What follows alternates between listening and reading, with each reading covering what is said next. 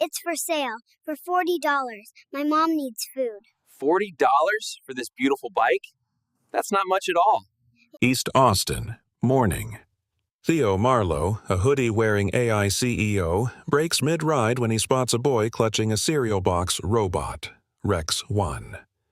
A shaky sign reads, "Selling my robot. Mom needs food." One name staggers him. Maya, once a contractor at his firm.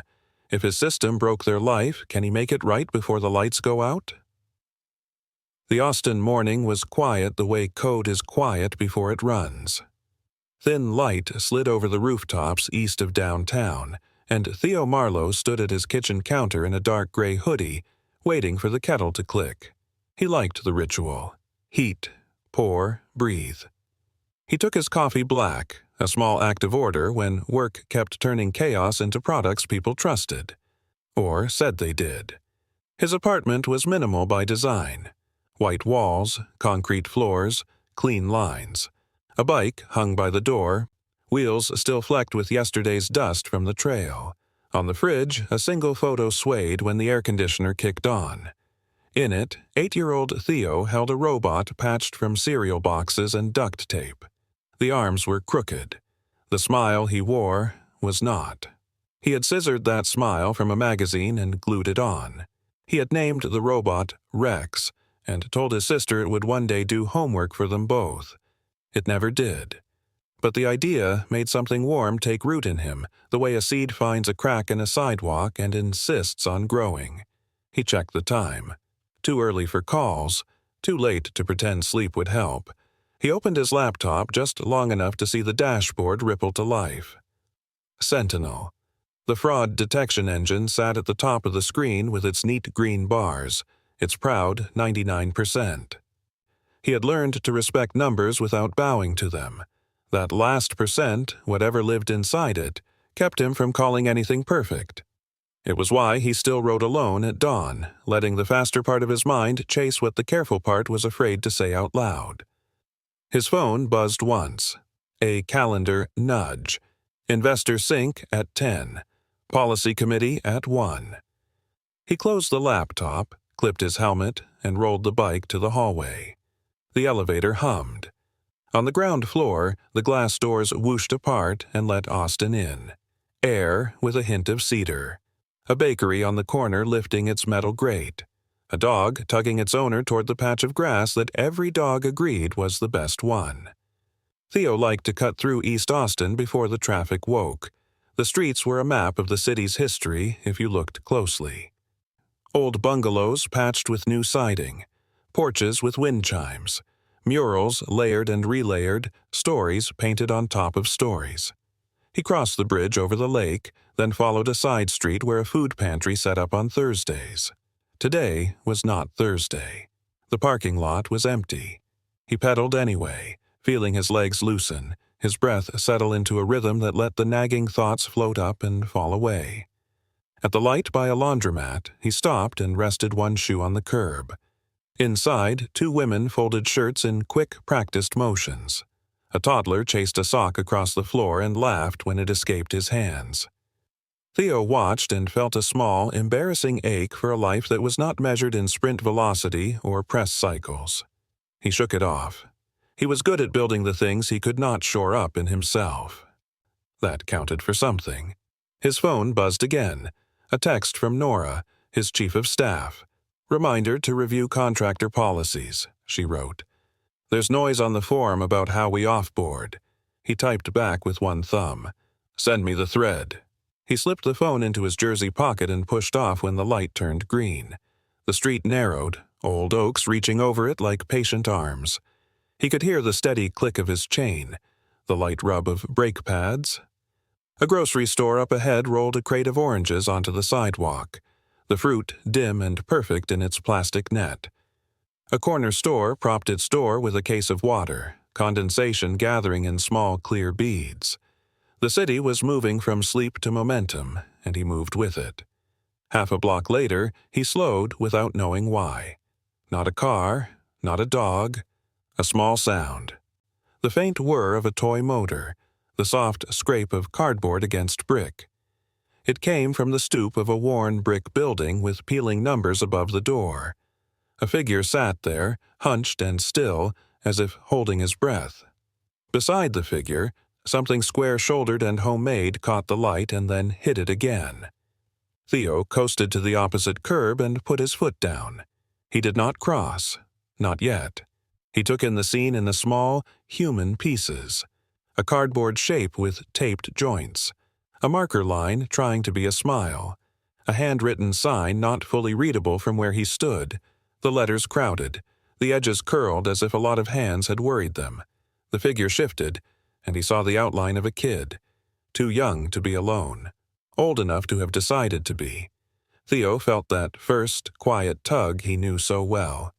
The tug that had pulled him toward the first circuit board he ever fixed with a borrowed iron. The tug that later pulled a team of brilliant people into a room and convinced them the world could be safer if they taught machines to notice. He knew better than to assume, but he also knew when not to ride past. He lifted his eyes to the light just turning yellow at the next corner. He breathed. He felt the weight of his own choices gather in his chest, readying for the day. Then the boy on the stoop looked up, and his eyes met Theo's across the slow, waking street. The sun was still low, casting long shadows on the cracked pavement as Theo unclipped from his bike and wheeled it across the street. He didn't rush. Something about the scene told him to move gently, as if the wrong pace might spook the moment away. On the stoop sat a boy, no more than 8 years old. His knees were knobby, his sneakers worn thin, and beside him stood a robot built from cereal boxes, toy motors, and what looked like an old phone taped to the chest like a control panel. The sign in his hands was written in crooked block letters. Selling my robot. Mom needs money for food. Theo's throat tightened. He had seen desperate asks before. Crowdfunding pleas, corporate letters begging for extension, but never something so raw and small. He leaned his bike against the fence and crouched down a few feet away, careful not to crowd the boy. "Hey there," Theo said, his voice soft. "That's a pretty amazing robot. Did you build it yourself?" The boy's eyes flicked up, cautious but proud. "Yeah," he whispered. "His name's Rex 1. He can wave his arms, and sometimes he falls over. But I fixed him." Theo smiled faintly. "You fixed him? That makes you an engineer." The boy's mouth twitched as if he wanted to smile back, but then he gripped the cardboard sign tighter. "He's for sale," he said quickly. $40. Enough for food and the electric bill, that's all." Theo tilted his head. $40, huh? Why not 50? The boy shook his head. "That's too much. People won't buy him if it's too much." The words landed heavy, sharper than they should have from someone so young. Theo studied him, trying to read between the lines. "And your mom, she knows you're out here?" "She told me not to," the boy admitted, his voice low, "but she's been crying. She says we'll be fine, but I know we're not. She lost her job at a computer company, said it wasn't fair." He paused, eyes darting up.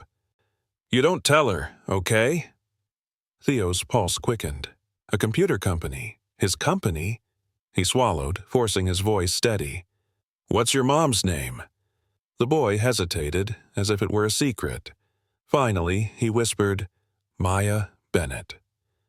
The name struck Theo like a sudden gust of wind, knocking the breath from his chest. Maya. He remembered her from contractor rosters years ago. Sharp, determined, the kind of person who found mistakes no one else saw. He had signed her first contract himself, but the boy didn't know that. Theo reached into his pocket, pulling out his wallet. He unfolded a few bills and held them out. Not 40, 400. The boy's eyes widened, his mouth falling open. That's too much." Theo shook his head. "No. Rex 1 is special, worth a lot more than 40. You should never sell yourself short." The boy hesitated, then gently placed the robot in Theo's hands. The cardboard was patched with care, the joints taped and retaped, every corner carrying fingerprints of patience. "Take care of him," the boy said softly, his voice trembling. He's my best friend." Theo's chest ached as he nodded. "I will. I promise." The boy clutched the money to his chest and then bolted up the steps, calling out, "Mom! Mom! Look! We can pay the bill!" His voice was pure joy, echoing down the hallway of the old building. Theo stayed on the stoop, staring at the little robot in his hands.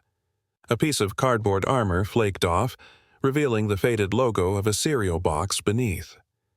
For a second, he saw himself at 8 years old, holding a crooked Rex with a magazine-cut smile. The photo still on his fridge. The irony stung. Somewhere between then and now he had built systems meant to protect, not punish. Systems meant to make life easier, not harder. And if Maya had been caught in their gears, if Neuraforge had destroyed her life by mistake, then all the numbers on his dashboards meant nothing. Theo looked up at the apartment door that had swallowed the boy's voice. He tightened his grip on the fragile robot and felt the weight of responsibility heavier than any investor meeting, any keynote, any contract waiting for his signature. He knew he couldn't just ride away. Theo stayed seated on the stoop longer than he intended, the morning hum of Austin pressing around him. A bus sighed to a stop at the corner, brakes hissing. Across the street, a woman tugged her child toward school, her voice urgent. Her hand tight on the boy's shoulder, but all Theo could think about was the name that had just landed like a thunderclap. Maya Bennett. He remembered her sharp eyes behind a monitor years ago, the way she had caught an algorithm misfire during her contract term at Neuraforge. She'd been precise, outspoken, almost defiant in meetings when others softened their words. He had respected her for it. And then she was gone. Off-boarded. Nothing unusual. Contractors came and went. But now, holding this cardboard robot, hearing her son speak of an unfair dismissal, the word mistake dug like a thorn.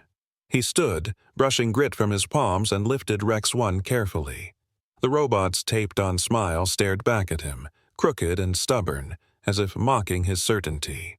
He wheeled his bike down the block, then mounted and pedaled faster than before, urgency hammering in his chest.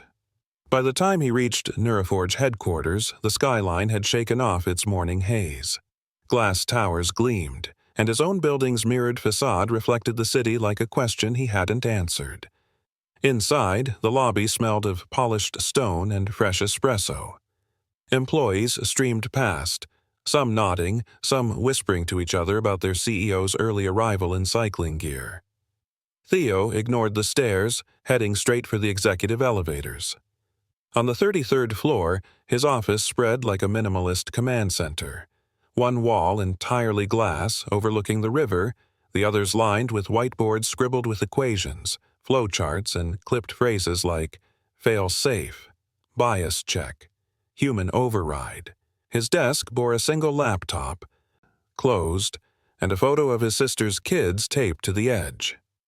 He set Rex 1 gently on the credenza, the little robot wobbling as if still alive. Then he opened his laptop and began to dig. The HR system was layered, designed for efficiency. Offboarding logs, termination flags, contractor records. He bypassed his scheduled calls, silenced Nora's reminders pinging on his phone, and dove into the core database. Searching. Maya Bennett. The screen filled with entries. One in particular, contract terminated, data theft suspected. His jaw clenched. Details showed Sentinel, their fraud detection AI, had flagged her credentials for suspicious activity tied to a foreign IP address. But when he examined closer, the foreign IP wasn't foreign at all. It was simply a Wi-Fi hotspot shared by multiple tenants in an old apartment block. One router, dozens of devices. Sentinel had read overlap as theft. Theo cursed under his breath. A false positive. 1%. He dug deeper, reviewing the process. HR had received the alert, but no human had reviewed it, because Sentinel was rated 99% accurate. Policy had been written for speed, not nuance. A single mother had been labeled a thief and discarded without so much as a second glance. His stomach churned. It wasn't just an error, it was negligence wearing the mask of technology. He slammed the laptop shut and rubbed his face, hearing again the boy's whisper, "Enough for food and the electric bill." The weight of it crushed the air in his lungs. He imagined Maya walking out with a cardboard box of her things, her badge disabled, her name silently crossed off the roster. No explanation, no defense, no hearing, just gone. And him.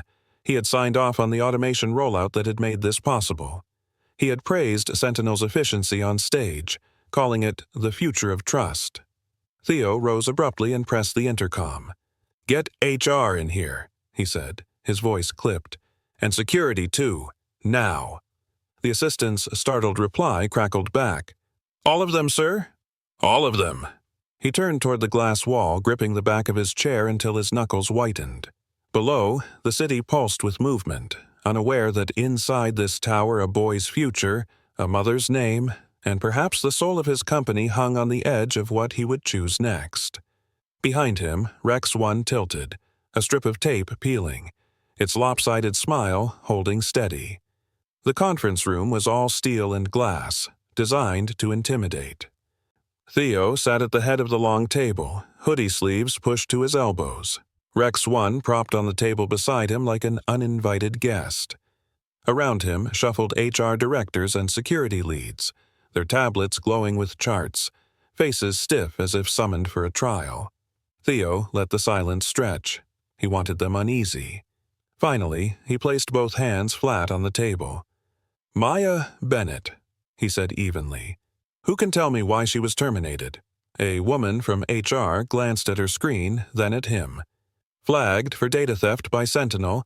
Standard procedure, CEO Marlowe." "Standard procedure," Theo repeated, his tone biting.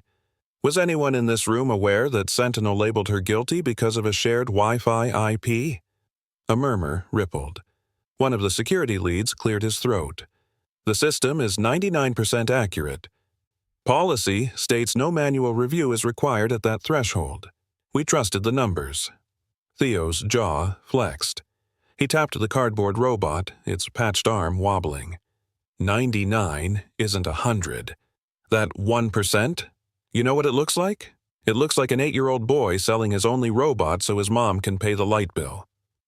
The room froze. Someone shifted uncomfortably in their chair. Theo leaned forward. "We built Sentinel to protect this company.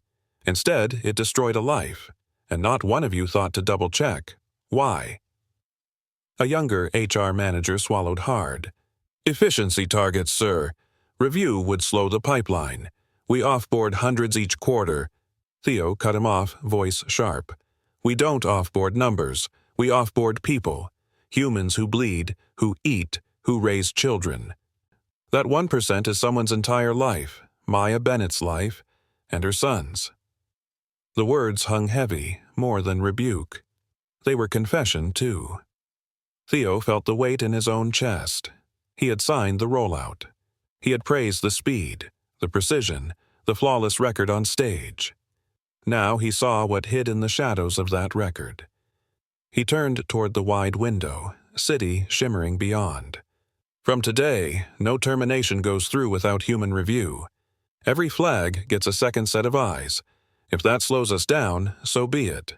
I'll answer to the board myself." There was silence. Then the head of HR nodded reluctantly. "We'll implement immediately." Theo looked back at them, his gaze steady. "Not immediately. Today. Every hour Maya Bennett has been unemployed is on us. That ends now." He dismissed the room with a flick of his hand. One by one, they filed out, shoulders tight, glances nervous. Only Rex 1 remained, sitting crooked on the polished table, its taped smile oddly defiant. Theo leaned back in his chair, exhaling hard. He knew his next step wasn't policy. It was personal. He couldn't fix this from behind glass. He had to look Maya in the eye, admit the failure, and face whatever came. That evening, as the Texas sun bled into the horizon, he stopped at a grocery store. He filled a cart with staples: bread, milk, rice, eggs, then added fresh fruit, a carton of orange juice, even a box of cereal with the same logo that peeked through Rex 1's patched cardboard chest. At the checkout, the cashier raised her brow at the CEO in a hoodie buying groceries like any man. Theo only smiled faintly and paid in cash.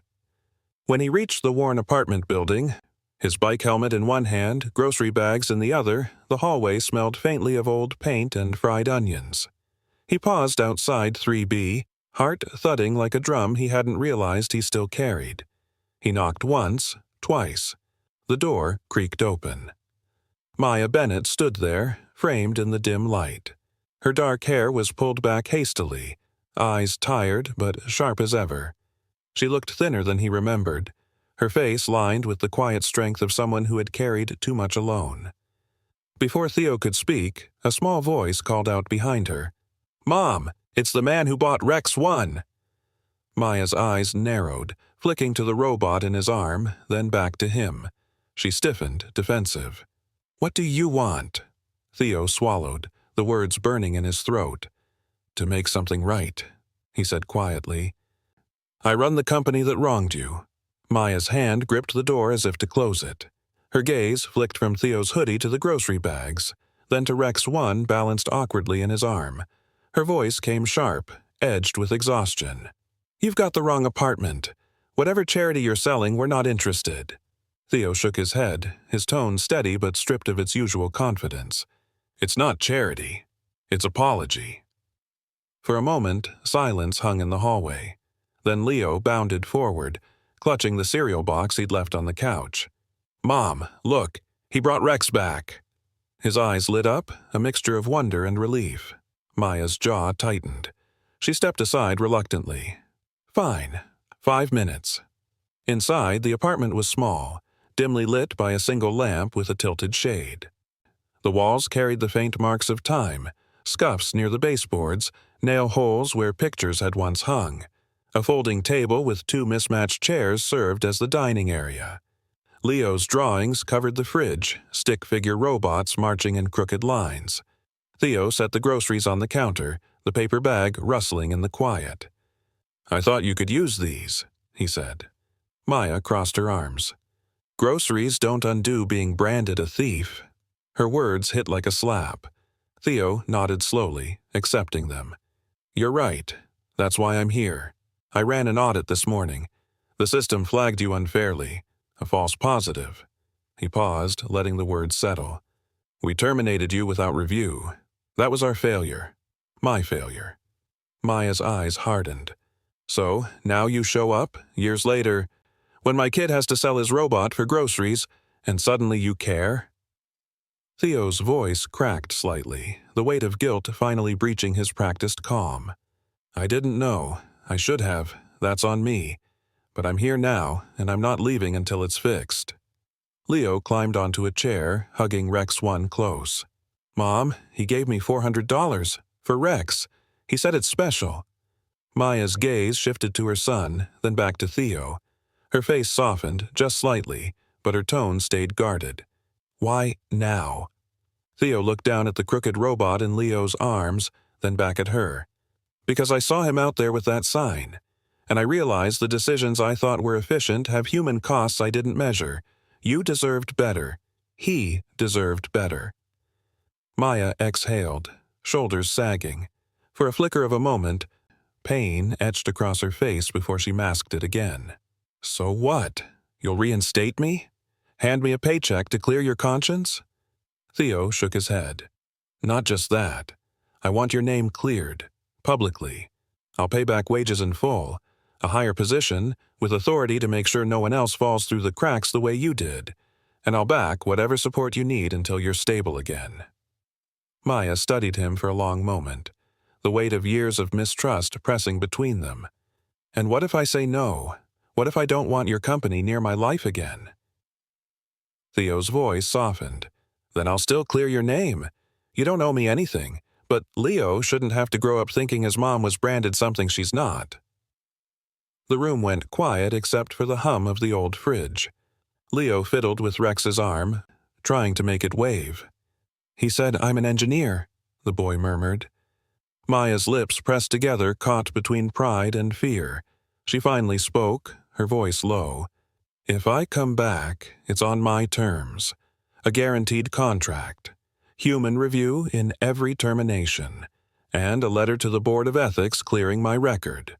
Otherwise, you're just another man in a hoodie with promises." Theo nodded without hesitation. "Done." For the first time that night, Maya looked at him without fire in her eyes.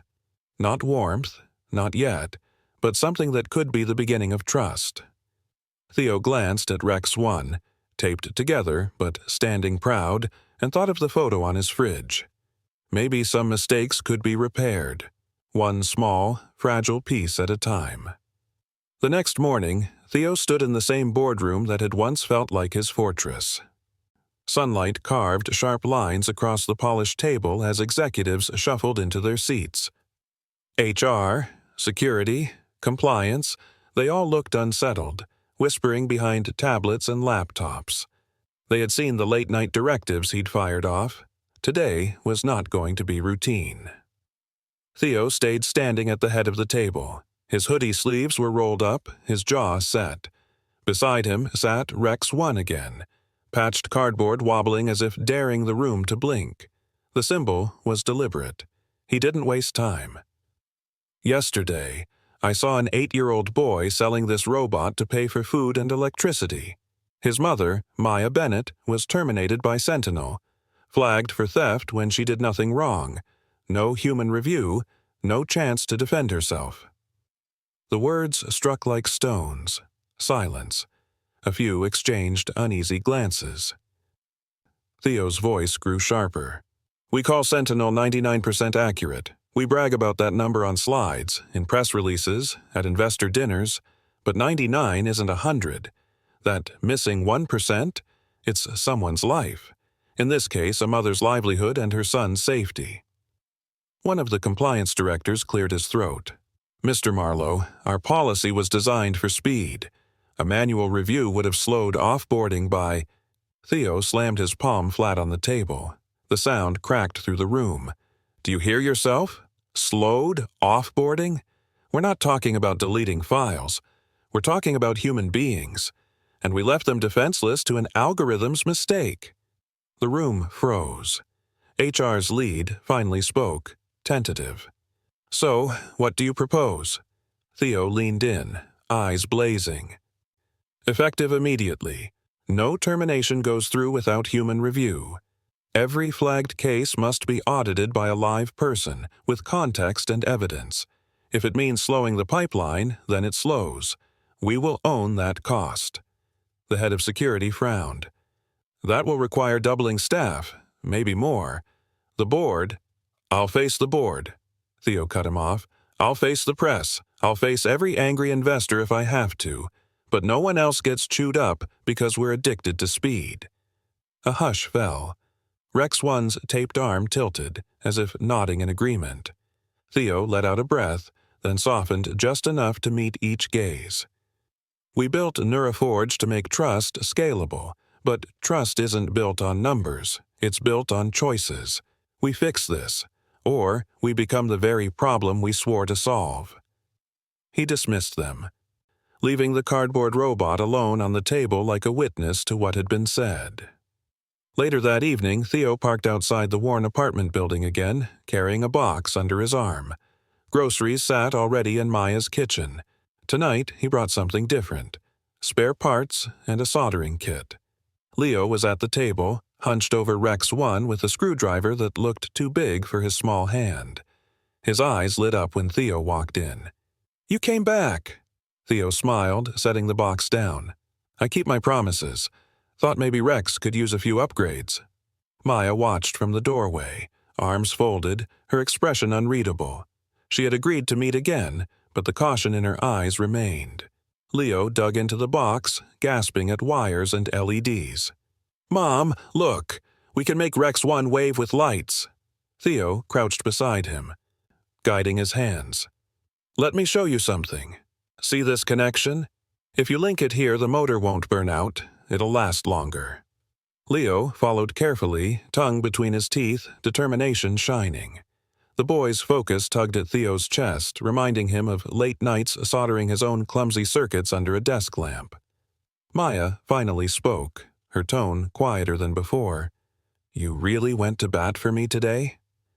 Theo met her gaze. I did. Human review is mandatory now. Your name will be cleared with the ethics board, publicly. And the role I want you in, it's not just reinstatement, it's oversight. QA fairness lead. You'll be the one making sure Sentinel never ruins another life the way it did yours. Her lips parted slightly, surprise flickering across her face. She hadn't expected him to go that far. Why me? She asked softly. Theo glanced at Leo, then back at her. Because you see what others miss. You always did. And because no algorithm can replace a mother who refuses to give up. For a moment, Maya's shoulders dropped, the hardness in her eyes softening. She didn't answer right away. Instead, she looked at Leo, who was holding Rex proudly as its taped arm jerked up in a stiff little wave. Theo smiled at the sight. Looks like Rex 1 approves. Maya's laugh escaped, small and reluctant, but real. And in that sound, Theo felt something shift, something fragile but undeniable, the first crack in the wall between them. Theo stood in the dim hallway outside apartment 3B the next evening, the same grocery bags traded now for something heavier, a sense of accountability. He balanced Rex 1 under his arm, patched again with Leo's careful tape, and knocked softly. The door opened, and Maya appeared. She looked tired, her hair tied back, but her eyes, those same sharp, defiant eyes he remembered from years ago, met his without flinching. You're persistent, she said flatly. Theo gave a small, almost rueful smile. Some things are worth being persistent about. Leo darted into view, waving wildly. Mom, it's him again. Rex is fixed. Come in. Maya hesitated, then stepped aside. Theo entered, the weight of his presence shifting the air of the tiny apartment. The smell of pasta lingered from dinner. A single lamp cast a warm glow, though shadows clung to the corners of the room. Theo placed Rex on the table. I thought we could keep working on him. Maybe give him a voice this time. Leo's eyes widened. A voice? Yeah, Theo said, pulling a small chip and a few wires from his bag. If we program it right, he could say things. Simple ones, but enough to make him feel alive. Leo was already scrambling to find his notebook, covered with sketches of robots. His excitement filled the space with an energy that even Maya couldn't resist softening to. As Theo laid out the tools, Maya lingered at the counter, arms folded. Why are you really here, Theo? Guilt? Image control?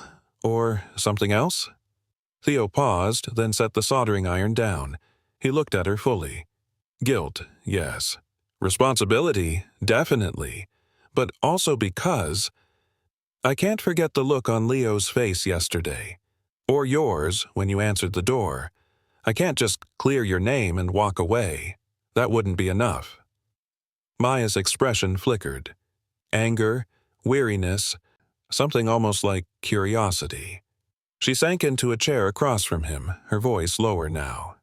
Do you have any idea what it felt like? To be branded a thief. To have neighbors look at me sideways. To have Leo ask why I wasn't going to work anymore? Theo's chest tightened. I can't know, but I can tell you it was wrong, and I'll do everything I can to repair it. For a moment, silence stretched, filled only by Leo's tinkering. Then he piped up. Mom, look! If we connect this, Rex can wave and talk. Theo leaned closer, guiding his small hands. Good catch, engineer. Try it now. Rex 1 jerked, sputtered, then crackled out a single tinny word. Hello? Leo gasped, clapping his hands. He spoke! His laughter filled the room, bright and pure. Maya watched her son's joy, her eyes softening despite herself. She looked back at Theo.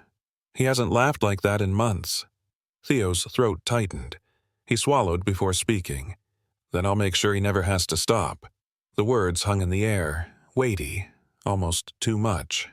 Maya studied him, searching for cracks, for performance, but all she saw was a man stripped of his boardroom armor, sitting in her cramped apartment, coaxing life out of cardboard and wires with her son. Dinner plates still sat in the sink. Theo glanced at them, then at her. "Let me wash those." Maya raised a brow. "You? Washing dishes?" He smiled faintly. "I build systems that try to run the world. I think I can handle a sink." She almost laughed, shaking her head. "Fine, but don't flood my kitchen." Theo rolled up his sleeves, turned on the tap, and set to work. The small clatter of dishes, the soft hum of Rex 1 repeating, "Hello," and Leo's giggles stitched together a moment that felt startlingly like family. For the first time in years, Maya leaned back in her chair, watching someone else shoulder the weight, even if just for a night. Theo dried his hands on a dish towel that had seen better days and turned back toward the table. Rex 1 still sat proudly in the center, wobbling on its makeshift legs, while Leo scribbled furiously in his notebook.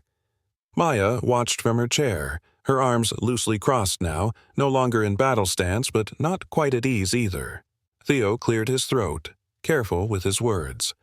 "I came here tonight because I don't want to just patch over the mistake. I want to give you back the future that should never have been taken." Maya tilted her head, wary. "What does that mean exactly?" Theo sat across from her, his gaze steady. "Reinstatement. With back pay. A higher position, QA fairness lead. You'd oversee Sentinel reviews, add the human judgment it's been missing. And I'll make it official. Your record cleared with the regulatory board. Your reputation restored." Her jaw tightened. "That sounds like the kind of speech you'd give in a shareholder meeting. But this isn't about saving your company's face, Theo. It's about my son having a roof over his head and food in his stomach. I need guarantees, not promises." Theo nodded without hesitation. "Then, here are the terms. 2-year guaranteed contract. Public clearance of your name. Back wages paid in full. And funding for whatever support you need. Housing, childcare, training. Non-negotiable." Maya leaned back, eyes narrowing. "Why me? You could hire anyone. Why stick your neck out this far?" Theo's voice softened. "Because you were right. Years ago, in every meeting, you caught what others missed. You spoke up when no one else did. We need that more than ever. And because I owe you. You and Leo both." Leo glanced up from his notebook, sensing the gravity. "Mom, if you work there again, does that mean I can visit? Maybe even build robots with him?" He looked at Theo, eyes hopeful. "You'd teach me, right?" Theo smiled, something warm breaking through his guilt. "Absolutely. You've got the spark already, Leo. You just need the tools." Maya's expression softened at her son's joy, but she shook her head slightly. "If I agree, it's not because of you.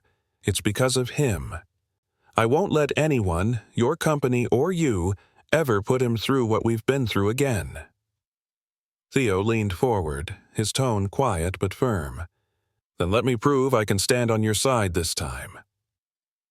The room went still. Rex 1 let out another tinny, "Hello," breaking the silence. Leo burst into laughter again, clutching his robot with pride. Maya rubbed her temple, torn. She had spent years surviving on her own, building walls out of necessity. And yet, here was Theo Marlowe, CEO in a hoodie, not with polished speeches, but with groceries, dish soap still on his hands, and her son grinning wider than he had in months. She exhaled slowly. "Fine, but my conditions stand. Put them in writing, and I want to see the system's changes myself." Theo nodded. "You'll have both. Tomorrow." Maya rose, moving to tidy Leo's drawings scattered across the table. Her voice was softer now. "You're not forgiven, Theo. Not yet. But maybe this is a start." Theo stood too, slipping his hands into his hoodie pocket, his gaze lingering on Rex 1 and Leo's wide smile. "That's all I'm asking for. A start." Outside, the night air was cool, the city alive with distant traffic and the hum of neon signs. As he walked toward his bike, Theo felt something he hadn't in years. Not triumph, not control, but the fragile weight of hope. The next few weeks moved like chapters Theo hadn't expected to live through. He split his time between the gleaming glass halls of Nura Forge and the narrow, lived-in spaces of Apartment 3B. Boardrooms filled with strategy charts by day, but evenings were slower. Soldering irons humming, Rex 1 jerking to life again and again under Leo's proud hands. Maya had returned to the company quietly, badge reinstated, contract signed with every condition she'd demanded. She walked into the office with her head held high, though whispers followed at first. A woman once branded a thief was now in charge of fairness reviews. It was bold, risky, even uncomfortable for some. But Theo knew discomfort was the right sign. Change had to sting before it healed. At the apartment, the bond grew in smaller ways. One Tuesday night, Theo found himself wedged at the kitchen table between Leo and a pile of robot sketches, stirring spaghetti sauce while Maya graded fairness reports on her laptop. The scene was simple, ordinary, and yet it pierced him. He had never pictured family like this, not in the echoing expanse of his mansion, not in shareholder meetings or tech expos, but here, in a cramped room with peeling paint and too few chairs, he felt more at home than he had in years. One evening, as Leo fussed over Rex 1's latest upgrade, he blurted out, "Theo, can you come to my school's science fair? I want to show them Rex with the new voice chip." Theo froze, caught off guard. He glanced at Maya, unsure. She looked up from her screen, expression unreadable. "It's his choice," she said finally.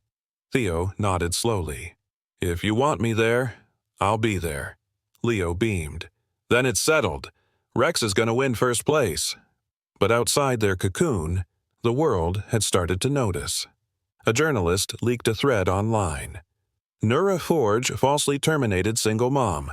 Company covers it up until CEO intervenes. Within hours, the story trended. Comment sections filled with outrage. Stock prices trembled. In the office, Nora burst into Theo's workspace, tablet in hand. "It's everywhere. If we don't get ahead of this—" "I know," Theo said, voice taut. "Draft a statement. Not corporate fluff.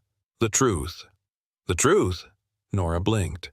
Theo leaned back, rubbing his temples. "We admit the failure. Publicly. We explain what happened to Maya, what we've changed, and we announce the fairness team she now leads. If I take the hit, so be it. This is bigger than my reputation." Nora hesitated, then nodded. "It'll be messy, but honest." That night, Theo returned to Apartment 3B with the weight of headlines pressing against his ribs. Maya was at the stove, stirring rice, while Leo tinkered nearby. She looked over her shoulder. "I saw the articles." Theo set his bag down, shoulders sagging. "I won't hide it. I'm going to tell the story straight." Maya studied him, her voice even. "That's brave, or reckless. But if you do it, you better not frame me as a charity case. I fought for this. I earned this role." Theo met her gaze, steady. "You did. And that's how the world will hear it." Leo piped up, waving Rex's crooked arm. "Then everyone will know Mom's a hero. Right, Theo?" Theo's throat tightened. He crouched beside the boy, resting a hand on his shoulder. "They'll know the truth, Leo, that your mom is stronger than any system that tried to break her." Maya turned back to the stove, but Theo caught the flicker of something in her eyes. Not forgiveness yet, but something softer, something like trust taking root. The next morning, when Nura Forge released the statement, it carried Maya's name, her role, her victory. And for the first time, the company's story wasn't about machines. It was about a woman and her son, and the CEO willing to admit they had been wrong. The fallout hit fast. News anchors debated Nura Forge's failure in clipped tones, investors called for explanations, and hashtags swelled across social media. The company's stock dipped, headlines flashing words like scandal and negligence. Theo stood in front of the mirror in his office, hoodie hanging loose, the weight of every eye pressing on him. But something else brewed beneath the noise. Sympathy. Ordinary people online echoed Maya's story, their own brushes with unfair algorithms, wrongful firings, or unseen mistakes. Theo realized they weren't just angry. They were relieved someone in power had finally admitted fault. Still, the chaos was far from over. 3 nights after the statement, Theo arrived at Maya's apartment with takeout cartons balanced in one arm. He knocked, expecting Leo's bright voice. Instead, the door opened to a man he didn't recognize. Mid-40s, wiry frame, a smirk that didn't reach his eyes. "Can I help you?" Theo asked, tightening his grip on the food. The man leaned against the doorframe casually. "Depends. You Theo Marlowe?" Before Theo could answer, Maya appeared behind him, face pale. "Ethan," she said sharply, "you need to leave." Theo's stomach dropped. Ethan. The name clicked into place. Leo's biological father. Ethan raised his brows, eyes sliding from Maya to Theo. "So, this is the guy, huh? The rich genius in the hoodie? Playing house with my kid?" His tone dripped contempt. Theo stayed calm, though his pulse pounded. "If you're here to see Leo, maybe we should talk civilly." Ethan laughed, short and bitter. "Civilly? I've been gone 8 years, Maya, and suddenly you've got stability again. A job, money flowing back in thanks to this guy. That means I've got grounds to revisit custody. I want my son back." Maya stepped forward, voice trembling with fury. "You walked away, Ethan. You left when Leo was still in diapers. You don't get to show up now and start making claims." Ethan shrugged. "Courts don't care about old feelings. They care about who can provide. And if you think a single mom with a shaky record is going to stand against me, think again." Theo's jaw clenched. "She's not standing alone." Ethan's smirk faltered, just slightly, before he turned away. "We'll see what a judge says." He left, boots thudding down the hall. The silence he left behind was heavy. Maya leaned against the wall, pressing her palms to her eyes. "I can't believe this. He's only here because he thinks he can profit off my stability. Off what you've given us." Theo set the takeout down, his voice steady. "Then we'll fight him. Whatever it takes. The best lawyers. The best experts. He abandoned Leo for 8 years. No court should ignore that." Maya's eyes filled with tears she refused to let fall. "I can't go through this again, Theo. I can't risk losing him." Theo stepped closer, his voice quiet but firm. "You won't. Not while I'm here." Leo emerged from his room, clutching Rex 1 to his chest, sensing the tension. "Mom? What's happening?" Maya forced a smile, pulling him into her arms. "Nothing, baby. Just grown-up stuff." Theo crouched beside them, meeting Leo's wide eyes.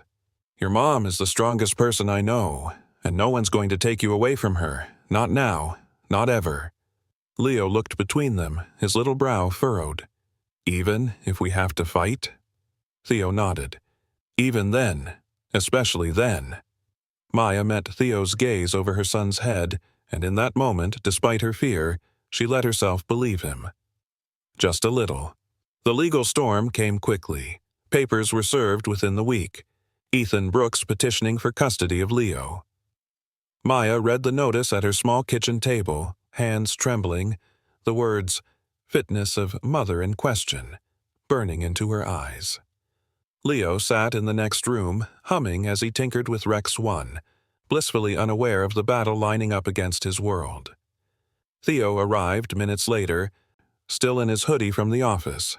He skimmed the papers, jaw tightening, then set them down firmly.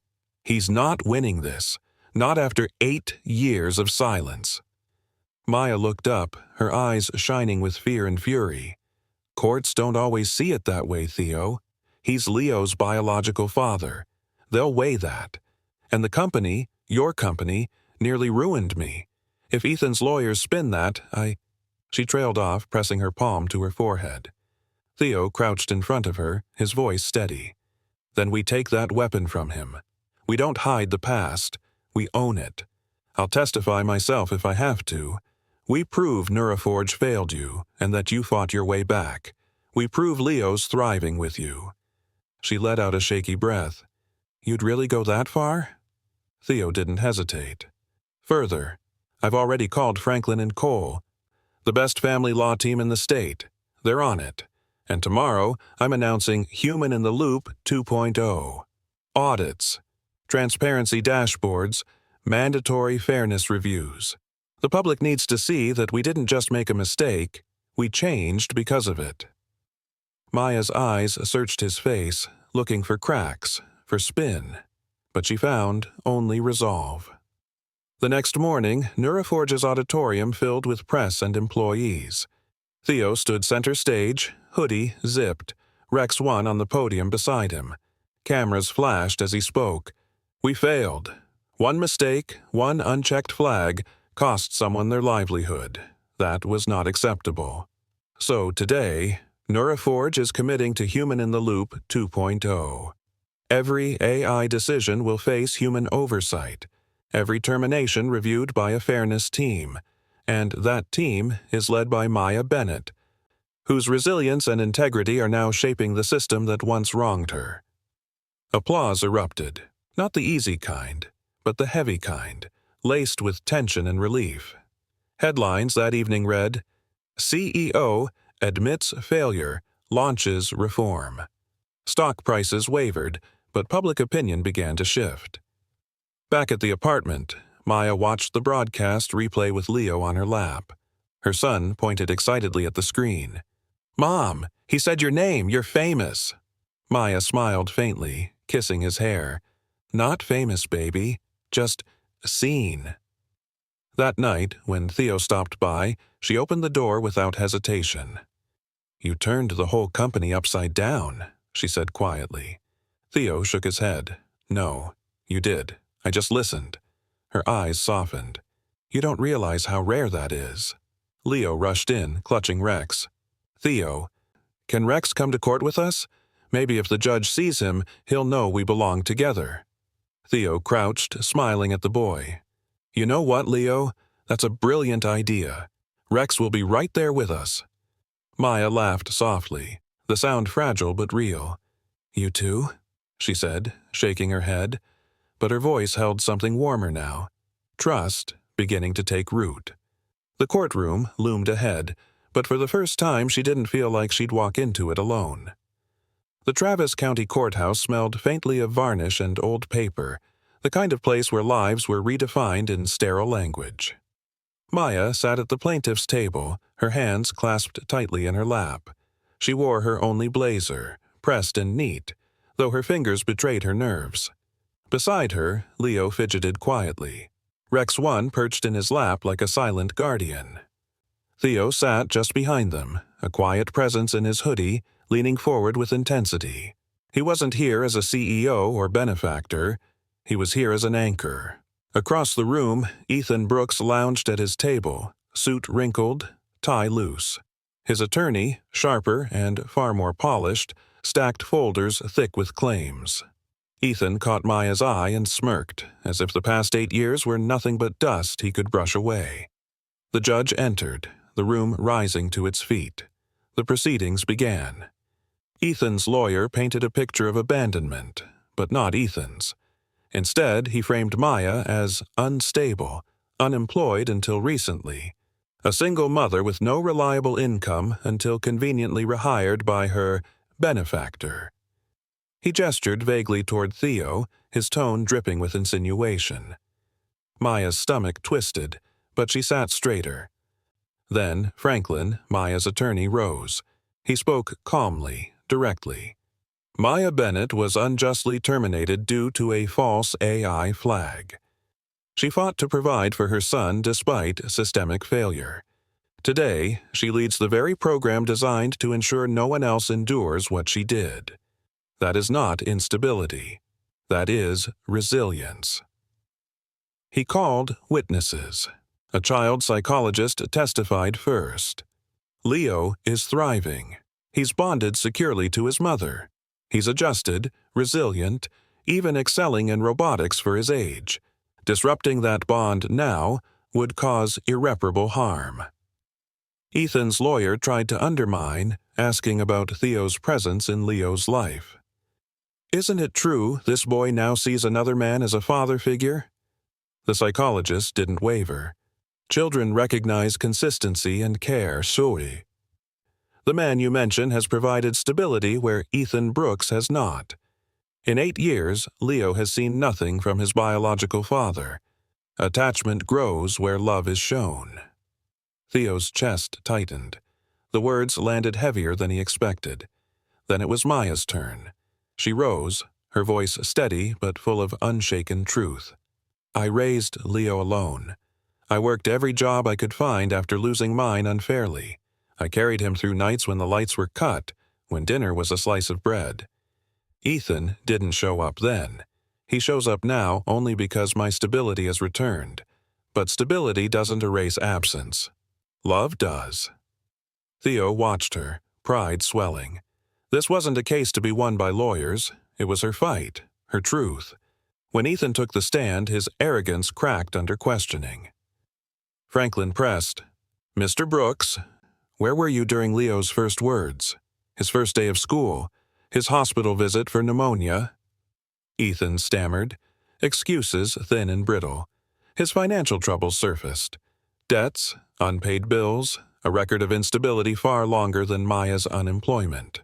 Finally, Leo was called, though gently. The judge allowed it, under careful questioning. The boy hugged Rex 1, his voice small but clear. I want to stay with Mom. She's my family, and Theo helps us, but Mom's my home. The judge leaned back, weighing the silence that followed. Then the gavel came down. Custody remains with Maya Bennett. Mr. Brooks is granted supervised visitation only, at the court's discretion. Maya closed her eyes, a tear slipping free. Leo squeezed her hand tightly, whispering, We won, Mom. Theo exhaled deeply, tension draining at last. He met Maya's gaze across the table. In her eyes, for the first time, he saw not just guardedness, but gratitude.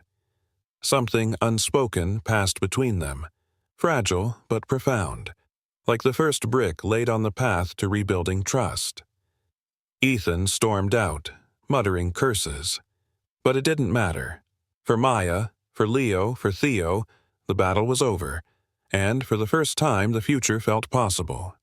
Spring sunlight poured through the tall windows of Neuraforge's event space, where banners now hung with a bold new slogan, No False Flags, Technology Serving Humanity. Rows of chairs filled with employees, journalists, even community leaders. At the center of the stage, Theo stood beside a podium, and on the table next to him gleamed something familiar yet transformed. Rex 2. The robot had been rebuilt with precision. Its cardboard shell replaced by sleek alloy panels and polished joints. Tiny LED eyes glowed warmly, and at its base, a chrome plaque read, For Leo Bennett, the young engineer who taught us technology must serve love. Theo adjusted the mic, his hoodie sleeves pushed up, his voice steady but carrying emotion. This company nearly lost its soul to speed and numbers, but one boy on a stoop reminded us that systems are only as fair as the people behind them. Today, we launched the No False Flags Fund to support families harmed by AI errors, to ensure what happened to Maya Bennett never happens again. The crowd stirred, cameras flashing. He paused, then stepped aside. But this story isn't mine to finish. It belongs to the people who lived it. Maya walked onto the stage, her blazer crisp, her posture proud. She wasn't just an employee anymore. She was the face of reform. Leo trotted beside her, holding Rex 2's hand, his excitement radiating. Maya spoke, her voice clear. I was branded a thief by a machine. But I stand here today, not broken, but stronger. Not because of algorithms, but because of people who chose to see me, to trust me. Every system needs that human touch. That's what my role is now, to make sure the cost of mistakes is never another family's survival. Applause rose, loud and genuine. Theo watched her, his chest full. She didn't need saving. She needed a platform, and she had taken it. Then Leo tugged on his mom's hand. She bent down, listening, then chuckled and held the mic closer to him. Leo's small voice carried across the room. "This is Rex, too. He's better because me, Mom, and Theo worked on him together. And now he talks. Want to hear?" The crowd laughed softly, leaning in. Rex, too, blinked, then spoke in a gentle, robotic tone. "Hello, my name is Rex. I belong to Leo, and I remind everyone, machines should learn love." The room erupted. Laughter, cheers, even tears. Cameras captured Leo grinning proudly beside his creation, his mom's hand on his shoulder, Theo smiling quietly at their side. Later, at the small celebration in Maya's courtyard, streamers hung between old brick walls and neighbors gathered with plates of cake. It was Leo's 9th birthday, and Rex, too, was the star guest, trundling around to squeals of delight. Theo carried out a small wrapped box, handing it to Leo. "One more present, engineer." Leo tore it open, revealing a starter robotics kit. Motors, boards, sensors. His eyes widened. "You mean I can build more?" Theo crouched to his level. "You can build anything, and I'll be here to help." Maya watched the scene, her expression soft, no longer guarded. When Theo looked up, their eyes met. No words, just a recognition of battles fought, of trust earned, of a family reshaped not by blood, but by choice. As neighbors sang "Happy Birthday," Rex, too, blinked his LED eyes and waved stiffly, his plaque catching the sun. It was more than a robot. It was a promise. The courtyard glowed with strings of mismatched lights, neighbors chatting over slices of birthday cake while kids chased each other past the flower beds. Music hummed from someone's old speaker, a cheerful tune carried by the warm Austin air. At the center sat Leo, grinning ear to ear, Rex, too, beside him like a chrome-plated friend. Theo leaned against the railing, hoodie unzipped, watching the boys' laughter ripple through the crowd. He felt something unusual for him, not strategy, not the constant hum of responsibility, but peace, a peace he hadn't known in years. Maya came to stand beside him, holding 2 paper cups of juice. She handed him one, her expression softer than he'd ever seen. "You look almost normal," she teased lightly. He chuckled, shaking his head. "Careful. If the board hears that, they'll panic." Her smile lingered. Then she grew serious. "You changed everything, Theo. Not just for me, not just for Leo, but for people we'll never even meet. Families who'll never know the sting of a mistake because someone finally cared enough to fix it."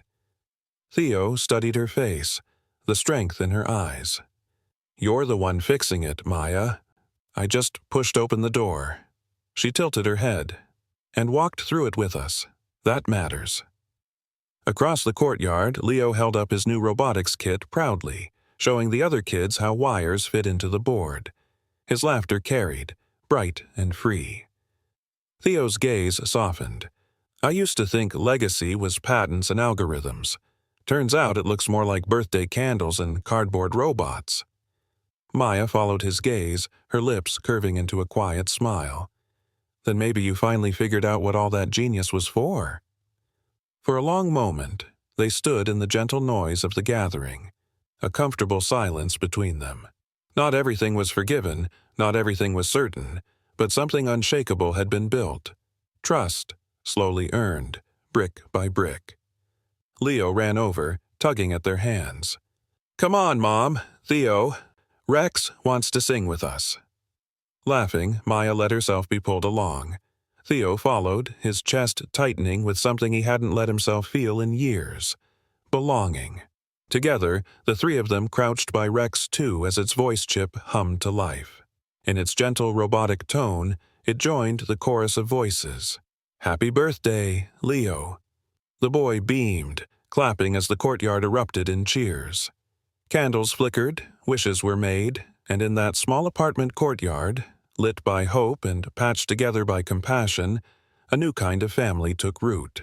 And, as Rex, too, hummed contentedly at their feet, Theo realized that even machines could learn empathy, if people were brave enough to teach them.